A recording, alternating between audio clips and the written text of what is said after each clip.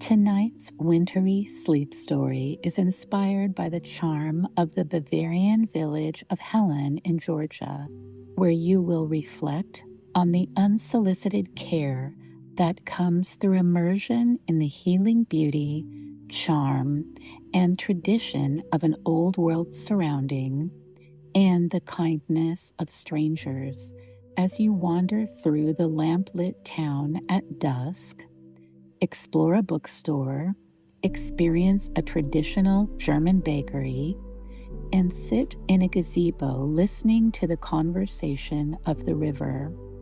Then you will snuggle into the depths of your Alpine-inspired room, where you sit in a sauna, read a poem about life in a small town, and settle in for a night of deep restorative sleep by the fire. Hello and welcome to the Whispering Willow. I am Diana, and my role tonight is to give you permission to slow down and relax so that you can receive care without effort. There is nothing you need to do to earn it. There is nothing about yourself you need to change. Simply let yourself be where you are, and care will be offered to you because you are present. Use this guided meditation and sleep story however it best serves your needs. You can skip the meditation and move right into the story if that appeals to you, and you can let go of my voice at any time and allow yourself to drift into blissful sleep when you feel the need, knowing you can come back and finish the story another time. Settle into a comfortable spot and allow your body to still. Close your eyes and notice the softness of the surface beneath you, how it receives you without effort and holds you securely. The more you relax into it, the deeper it allows you to fall and yet be supported. Place your hands on your body so you can feel their warmth. Maybe one on your belly and the other near your heart, or maybe both on your thighs or at your sides. Whatever your choice, allow the gentle warmth of your fingers to remind you of the physical sensations that support you and that it is safe to let go. Tonight's focus is on the tactile sensations that support us and care for us.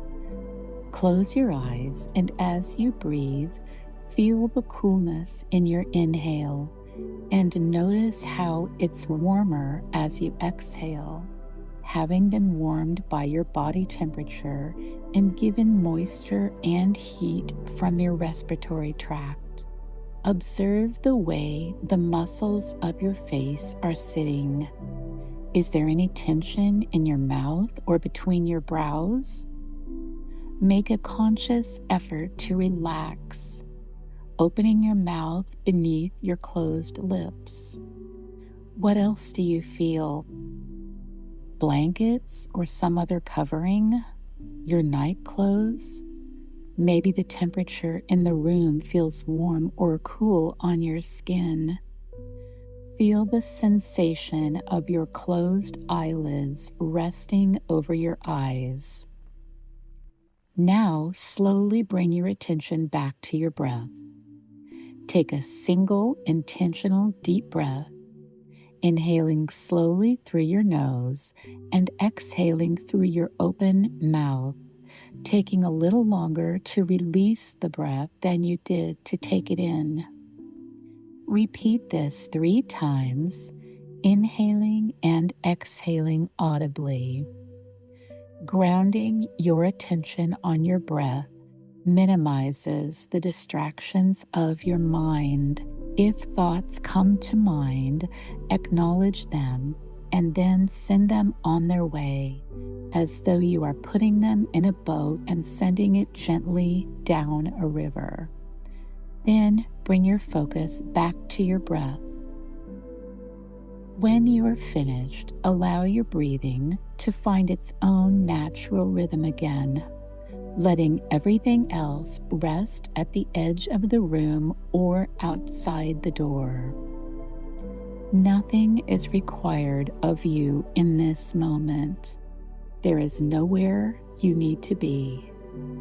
Let my voice move at its own unhurried pace, carrying you toward the quiet space where wakefulness loosens and sleep begins to gather.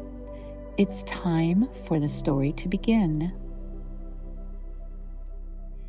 Helen is a small mountain town in northeast Georgia, tucked into the foothills of the Blue Ridge Mountains. Beginning in the late 1800s as a logging town, Helen is named after the daughter of a railroad surveyor. For decades, the town thrived on timber and a nearby rail line that carried lumber out of the mountain. By the late 1930s, though, the logging industry collapsed and the railroad shut down, and Helen nearly became a ghost town. Things took a dramatic turn in 1969 when a group of local business leaders decided to reinvent the town as a Bavarian-style Alpine village, inspired by the look of southern Germany. The town leaned fully into this European theme, and the transformation worked, creating a storybook town and popular tourist destination. You find yourself walking down North Main Street in Helen at the blue hour, and the village seems to glow from within, its alpine facades washed in dusky indigo and soft amber light. Snow drifts down in lazy, weightless flakes, catching briefly in the glow of lanterns strung across the street before settling on timbered rooftops and window ledges. You are adorned in your favorite cozy winter attire and comfortable winter boots. It's cold, but not uncomfortable. You take a deep breath and appreciate the icy, metallic scent of winter. Walking along the main street, your boots hush against the dusting of snow, past warmly lit shop windows filled with nutcrackers, pastries, and evergreen garlands. The Chattahoochee River murmurs nearby, winding through the town, half hidden in shadow. It feels like a consistent, reliable presence, offering security and serenity. Wood smoke curls into the cold air, carrying the faint scent of pine and cinnamon. Everything feels slow and suspended here, as if the village has paused just for you, inviting you to wander, breathe, and linger in this quiet, snow-kissed moment between day and night. You continue walking through the village and notice that your stomach is grumbling. You also feel the cold begin to settle more deeply into your shoulders as a slight breeze comes up. You gaze around you, looking for a place to get some food and retreat from the cold. The glow from Hoffer's Bakery and Cafe draws you in like a quiet promise. The windows are fogged just enough to soften the light inside, and when the door opens, a bell tingles and warmth spills out, along with the comforting sense of fresh bread, sugar, and butter. Stepping inside feels grounding, as though you've crossed a gentle threshold from wandering to belonging. The steady hum of the ovens, the clink of cups, and the sight of pastries resting patiently behind glass give your senses something solid to hold on to, and you feel eager for an opportunity to pause, sit, warm your hands, and allow your breath to slow. A woman with silver hair and a kind smile urges you to sit wherever you'd like. You choose a seat by the window and remove your coat, placing it on the bench next to you. The top portion of the window is covered with brown and white floral curtains, and there is a large ledge at its base. The interior of Hoffer's is painted white with pine wood adornments. Just next to your table is a pine cabinet, scrollwork decorating its edges. The cabinet has 4 shelves filled with items for purchase. The items are reminiscent of those you might find in a neighborhood grocery, but with a German touch. There are jars of jelly and jam, olives, pickles, packaged sauces, snack treats, and, of course, sauerkraut. The most noticeable part of Hoffer's, though, is its 2 large glass display cabinets. One houses fresh deli-style meats and cheeses that can be purchased by patrons, and the other is filled with fresh pastries and treats for purchase. Everything from cakes to cookies, croissants to eclairs. The selection is quite impressive, and you are determined to leave with a sweet treat to have later for an evening snack.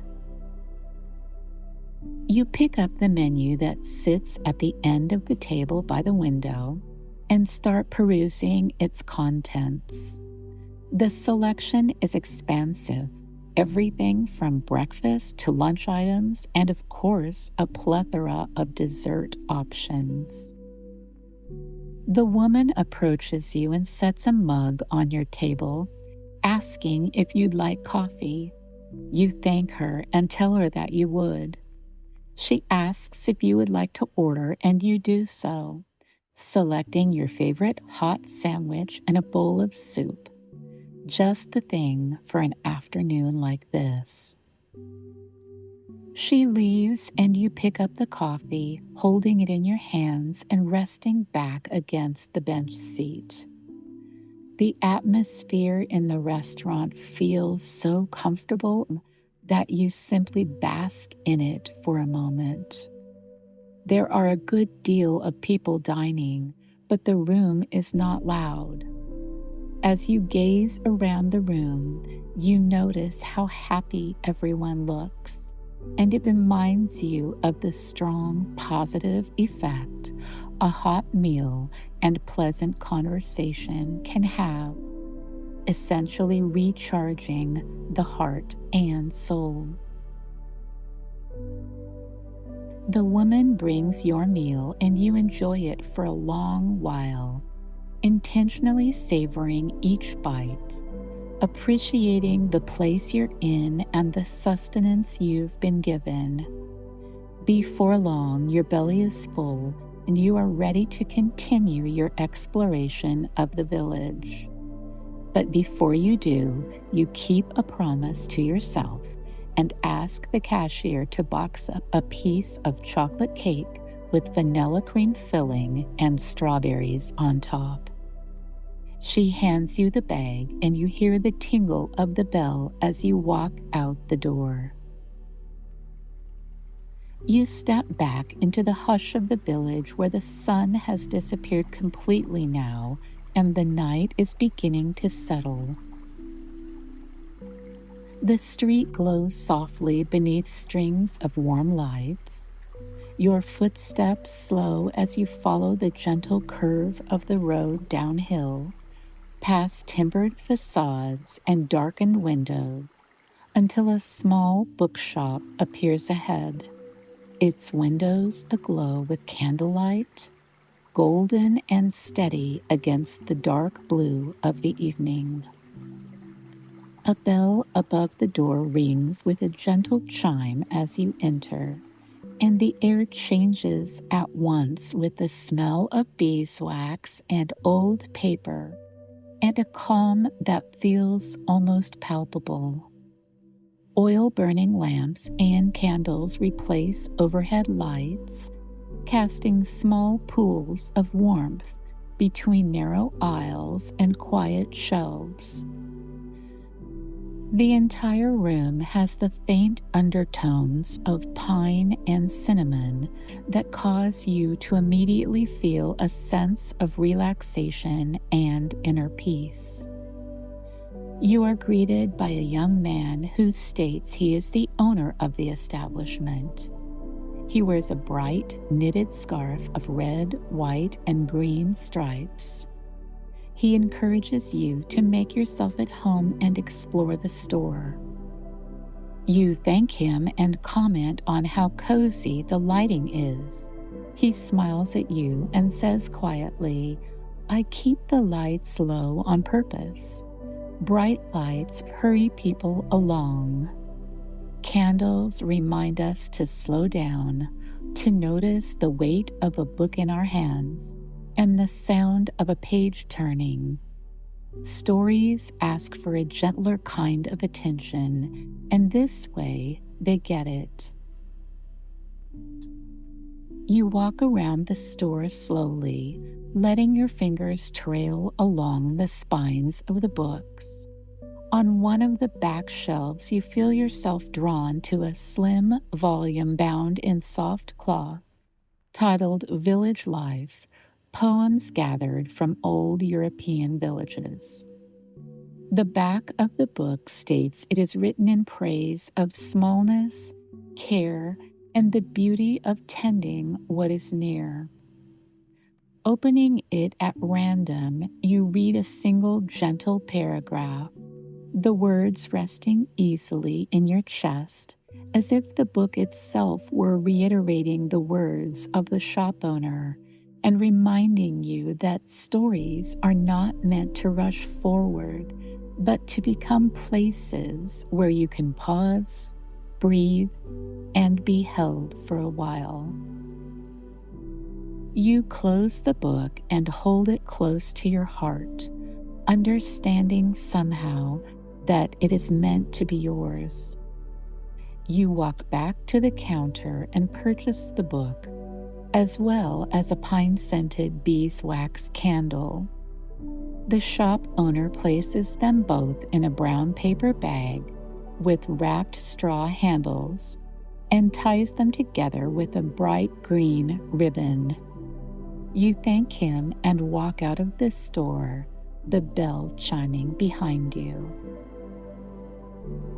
You step back onto the main street, stopping just outside the store to look around.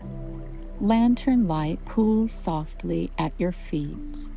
You hear the familiar sound of the river gurgling in the distance. As you begin to walk further down the street, you notice that each old-fashioned lamp is spaced just far enough apart to make the walk feel unhurried and intentional. The snow is falling gently now, and it seems to quiet everything. Your footsteps land without sound, as if the village itself is listening. One by one, storefronts begin to dim for the night, their windows fading from warm glow to gentle shadow. You notice small, careful rituals unfolding. Curtains drawn halfway, then fully. Doors locked, not with a clatter, but a patient turn of a key. A final glance inside before the lights go out. Nothing feels abrupt or unfinished. The street settles the way a body does when it finally rests. Walking beneath the lanterns, you sense a shared agreement drifting through the air. No more tasks are waiting, no loose ends need tending to. For tonight, it's enough to be here, moving slowly forward, feeling the quiet reassurance nothing more needs to be done today. It's time to head toward the inn. The path toward the inn leads you along the riverbank, where the soft hush of falling snow settles over Helen like a weighted blanket. You pause at a little riverside gazebo, its roof dusted in white, its wooden posts cool beneath your fingertips, and you feel compelled to step inside. The wood feels smooth and steady, grounding you as you rest your hands along the railing, feeling its solidity support your palms. Snowflakes drift through the open arches, landing with the lightest touch on your sleeve, on your hair. Tiny, delicate reminders that even winter can offer gentle care.